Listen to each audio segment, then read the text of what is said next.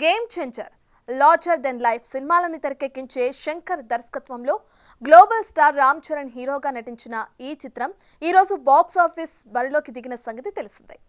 IAS అధికారికి రాజకీయ నాయకుడికి మధ్య జరిగే యుద్ధంగా తెరకెక్కిన ఈ సినిమా నిజంగానే చరణ్ కెరీర్కి గేమ్ చేంజింగ్ అవుతుందా?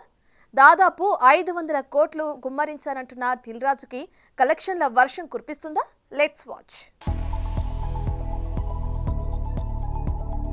భారీ సినిమాలని తెరకెక్కించే శంకర్ మొదటిసారి తెలుగులో స్ట్రైట్ గా దర్శకత్వం వహించిన సినిమా Game Changer. Sri Venkateswara Creations పై దాదాపు 500 కోట్ల భారీ బడ్జెట్ తో దిల్ రాజు నిర్మించిన ఈ సినిమాలో రామ్ చరణ్ డ్యూయల్ రోల్ చేశాడు.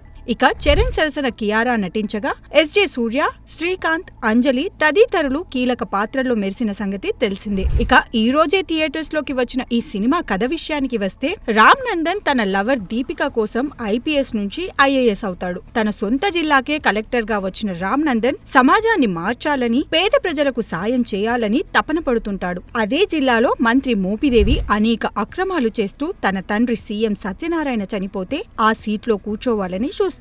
ఈ టైంలో మోపిదేవి అక్రమాలకు రామ్ నందన్ అడ్డుపడతాడు. అలా వారి మధ్య వార్ నడుస్తున్న టైంలో సీఎం సత్యనారాయణ చనిపోతాడు. దీంతో మోపిదేవి ముఖ్యమంత్రి అవుతాడు. ఈ క్రమంలో రామ్ నందన్ దీపిక పెళ్లిపై అటాక్ చేస్తాడు. అలా ఇంటర్వెల్లో ఓ బ్లాస్టింగ్ ట్విస్ట్. ఆ మోపిదేవి అటాక్ తర్వాత ఏం జరిగింది? శ్రీకాంత్ ఎలా చనిపోయాడు?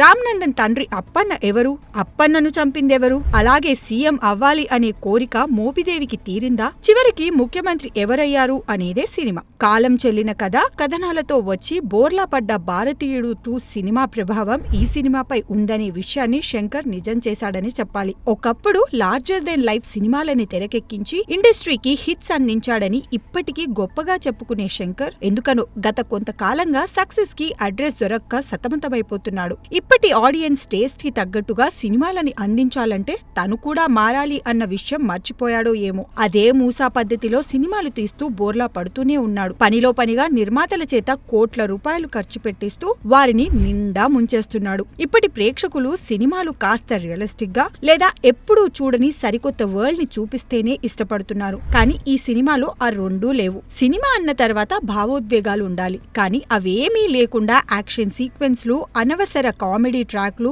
లవ్ ట్రాక్లతో సినిమాని లాగిస్తామంటే ఫలితం ఇలానే ఉంటుంది. భారీ సినిమాలని తెరకెక్కించే జక్కన్న టాప్ డైరెక్టర్ అయ్యాడంటే కారణం ఎక్కడా తన సినిమాలో భావోద్వేగాలను మిస్ కాకుండా చూసుకోవడమే. కార్తిక్ సుబ్బరాజ్ అందించిన కథ బాగానే ఉన్నప్పటికీ కథనం మిస్ ఫైర్ అయిందనే చెప్పాలి. స్టార్ గా టాప్ లీగ్ లో ఉన్న చరణ్ నుంచి సినిమా వస్తుందంటే మంచి అంచనాలుండాలి. కానీ ఈ సినిమా విషయంలో అవి లేవంటే క్రెడిట్ అంతా శంకర్ కే దక్కుతుంది. అయితే సినిమాలో నటన పరంగా రామ్ చరణ్ కు వంక పెట్టాల్సిన అవసరం లేదు. అప్పన్న పాత్రలో కూడా అద్భుతంగా నటించాడు. అతనికి తోడు అంజలి కూడా అద్భుతమైన నటన ప్రదర్శించింది. మరో హీరోయిన్ గా నటించిన కియారా గురించి ఎంత తక్కువ మాట్లాడుకుంటే అంత మంచిది. ఇక రెహమాన్ లేని లోటుని బాగా తెలిసేలా చేయడంలో తమన్ బాగానే సక్సెస్ అయ్యాడు. ఇకపోతే గ్రాండ్ గా 15 కోట్లు ఖర్చు పెట్టి తీసిన నానా హైరానా పాటకు ఈ సినిమాలో చోటు లేకపోవడం ఆశ్చర్యమే. 4 రోజుల తర్వాత ఈ పాటను యాడ్ చేస్తామంటున్నారు. కానీ దాని ప్లేస్మెంట్ ఏదో మేకర్స్ కే తెలియాలి. మొత్తానికి రాజమౌళి సినిమా తర్వాత సినిమా చేస్తే ఫ్లాప్ అవుతుందనే సెంటిమెంట్ ని జూనియర్ ఎన్టీఆర్ దేవరా సినిమాతో బద్దలు కొడితే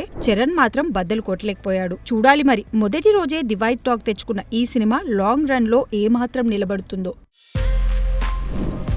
For more videos like this, subscribe Big TV channel.